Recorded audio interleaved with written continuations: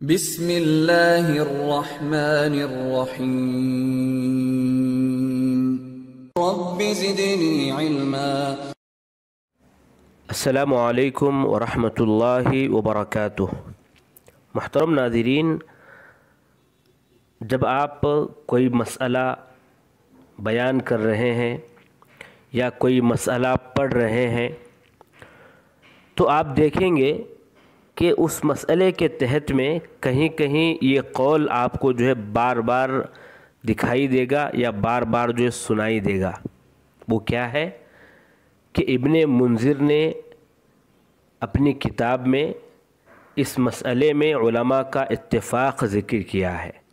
ابن منذر نے فلاں مسئلے میں اپنی کتاب میں علماء کا اتفاق، علماء کا اجماع ہونا ذکر کیا ہے۔ یہ آپ بہت زیادہ دیکھیں گے۔ یہ ابن منذر وہی ہیں جن کی زندگی آج ہم معلوم کرنے والے ہیں، اور دراصل وہ جو اجماع بیان کرتے ہیں لوگ، یہ دراصل آپ کی کتاب ہے الاجماع کے نام سے۔ الاجماع کے نام سے آپ کی کتاب ہے جس میں آپ نے مسائل بیان کیے ہیں۔ کتنے؟ تقریباً 756 مسائل ذکر کیے ہیں، اور وہ ایسے مسائل ہیں جن میں علماء کا اجماع رہا ہے یا علماء کا اتفاق رہا ہے۔ دو چند مسائل پر تعاقب استدراک بھی کیا گیا ہے، لیکن ان میں اکثر مسائل علماء کا اتفاق وہ ذکر کرتے ہیں۔ آئیے ان کے بارے میں آج ہم معلوم کرتے ہیں۔ ان کا مکمل نام ہے محمد بن ابراہیم بن منذر نیساپوری۔ ابن منذر، اگر یہی ہم بولیں گے تو علمی دنیا میں جاننے کے لیے کافی ہے، اور دو علمی دنیا میں مشہور ہیں، ابن منذر کے نام سے مشہور ہیں۔ ابو بکر کنیت رکھتے تھے۔ 240 پر 1 یا 240 پر 2 ہجری کو پیدا ہوئے، تقریباً کی بات ہے یہ، کیونکہ جو بھی علماء ان کی زندگی بیان کیے ہیں، کسی نے بھی ان کی پیدائش کو ذکر نہیں کیا ہے تحدیدی طور پر۔ امام ذہبی رحمہ اللہ تو یہ فرمائے ہیں کہ احمد بن حنبل رحمہ اللہ کی وفات سے پہلے یا بعد میں پیدا ہوئے، یعنی ان کے موت کے وقت پیدا ہوئے۔ تحدید نے کیے ہیں کہ فلاں سن میں پیدا ہوئے۔ البتہ امام زرکلی رحمہ اللہ 240 پر 2 ذکر کرتے ہیں، تقریباً بتا کر کہ تقریباً شاید اس سن میں پیدا ہوئے ہوں۔ خیر، ابن المنذر رحمہ اللہ کی زندگی پڑھنے کے بعد یہ معلوم ہوتا ہے کہ آپ کے خاندان میں کوئی مشہور نہیں ہے، علمی لحاظ سے، نہ علمی دنیا میں، کسی بھی لحاظ سے آپ کے خاندان میں کوئی بھی مشہور نہیں ہے، لیکن یہ اپنے خاندان کی عزت کے لیے کافی ہیں، کیونکہ انہوں نے، ابن منذر رحمہ اللہ نے ایسی زبردست اور مایہ ناز کتابیں چھوڑی ہیں کہ ہر آدمی ان کے لیے دعائے خیر کر جاتا ہے۔ جیسے ان کی جو کتاب ہے الاشراف فی اختلاف العلماء، الاجماع، الاقناع، المبسوط۔ اسی لیے امام نووی رحمہ اللہ کو یہ کہنا پڑا کہ ان کی کتابوں میں وہ تحقیق موجود ہے جس کے قریب تک بھی کوئی پہنچ نہیں سکتا، اور وہ حدیث کی اچھی معرفت بھی رکھتے تھے، اور ان کے کئی اختیارات ہیں، اور وہ اختیار کرنے میں کسی خاص مذہب کا خیال نہیں رکھتے تھے، بلکہ دلیل کو رکھ کر، دلیل کے بل بوتے پر کسی بھی چیز کو اختیار کرتے تھے۔ اور امام نووی کے اس قول کو ذکر کرنے کے بعد امام ذہبی رحمہ اللہ اپنی کتاب سیر اعلام النبلاء میں لکھتے ہیں، تعلیق چڑھاتے ہوئے، کہ کسی خاص مذہب کی تقلید کے بنا یا کسی خاص مذہب کی تقیید کے بنا دلیل کے بلبوتے پر اختیار کرنا ان لوگوں کے لیے مشکل امر ہے جو زبردست علم حاصل کرنے سے قاصر ہیں یا متعصب ہیں۔ یعنی جو متعصب ہوتے ہیں یا جو علم حاصل نہیں کیے ہوتے ہیں، وہ لوگ مذہب کی تقیید کے ساتھ جو ہے اپنے مسائل کو اختیار کرتے ہیں، لیکن یہ امام ابن منذر تو حجت ہے، ابن جریر ان کے جو ہے برابر ہے، اور یہ جو ہے اپنی جگہ پر زبردست عالم ہیں۔ امام ابو اسحاق کتاب الطبقات میں فرماتے ہیں کہ ابن منذر نے اختلاف علماء میں ایسی کتابیں تصنیف کی ہیں کہ ان کی طرح ان سے پہلے کسی نے تصنیف نہیں کی، اور ان کی کتابوں کی حاجت اور ضرورت موافق مخالف دونوں کو ہیں۔ انہوں نے امام شافعی رحمہ اللہ کے شاگردوں سے فقہ حاصل کیا۔ اب جو فقہ حاصل کیے، امام شافعی کے شاگردوں سے فقہ حاصل کیے۔ دراصل آپ پیدا ہوئے وہاں، لیکن آپ جو ہے مصر گئے تھے، اور مصر میں جو ہے آپ نے حدیث بھی حاصل کیا اور فقہ بھی حاصل کیا۔ اور آپ کے مشہور اساتذہ میں جو چند نام آتے ہیں ان میں جو ہے ربیع بن سلیمان، یہ کون ہے؟ امام شافعی رحمہ اللہ کے شاگرد ہیں۔ اور اسی طرح محمد بن عبداللہ بن عبد الحکم، یہ کون ہے؟ اس عصر کے اقوال صحابہ اور اقوال تابعین کے سب سے زیادہ جاننے والے تھے۔ محمد بن عبداللہ بن عبد الحکم یہ آپ کے استاد ہیں۔ اور اسی طرح محمد بن اسماعیل الصائغ، ان سے جو ہے آپ نے مکے میں حاصل کیا۔ محمد بن میمون، علی ابن عبد العزیز، یہ تمام آپ کے مشہور اساتذہ میں ہیں۔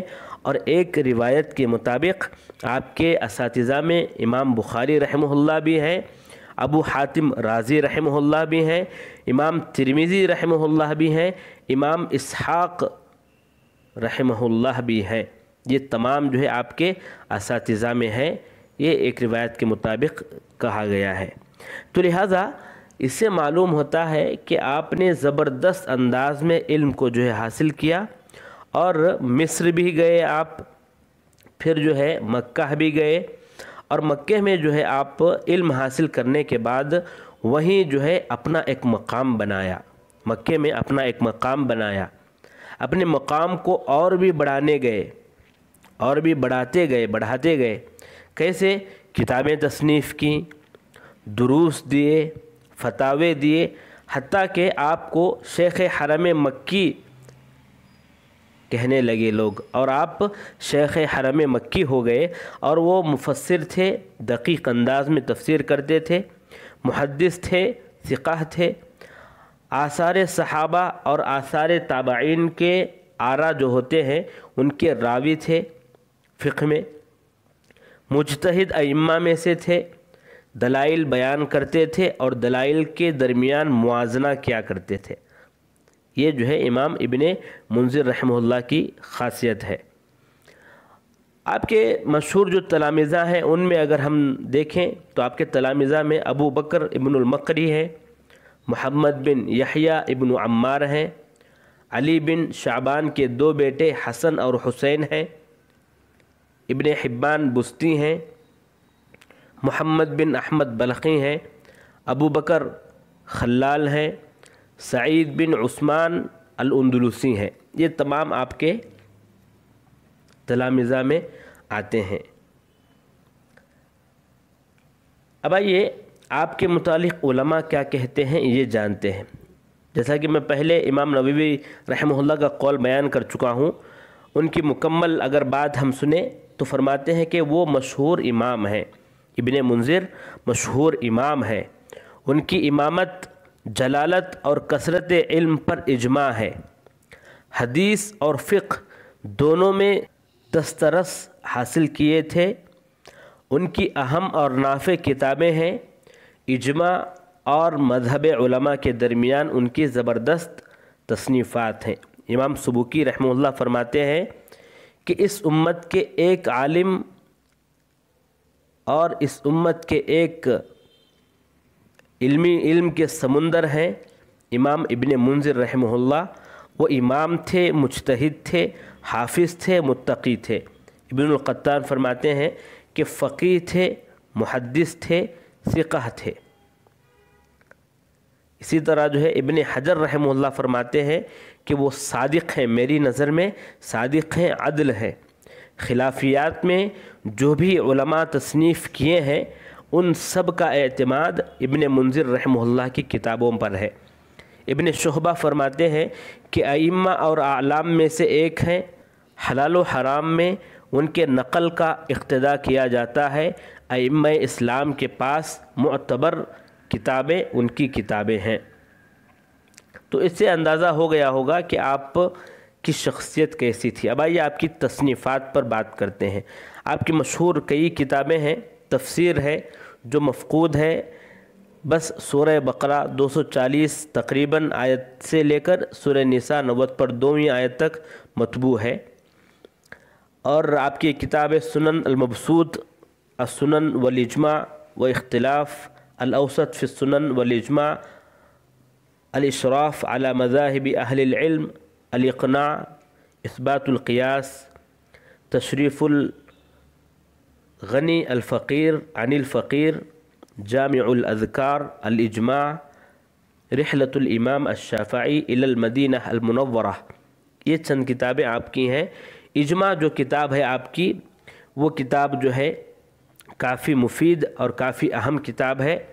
جیسا کہ میں شروع میں بتایا تھا کہ اس میں مسائل فقہیہ ذکر کیے ہیں، جس میں اکثر علماء کا اجماع ہے، اور وہ 760 پر 5 مسائل ہیں۔ اقناع فقہ میں مختصر مگر جامع کتاب ہے، کتاب و سنت اور اجماع اہل علم سے بھرپور ہے۔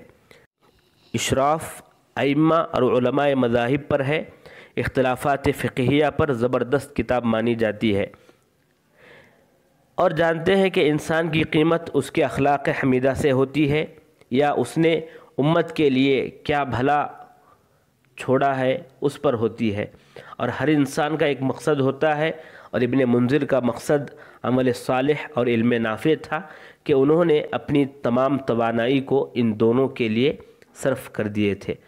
آخری میں آپ کا انتقال 318 یا 319 ہجری میں ہوا۔ انا للہ و انا الیہ راجعون۔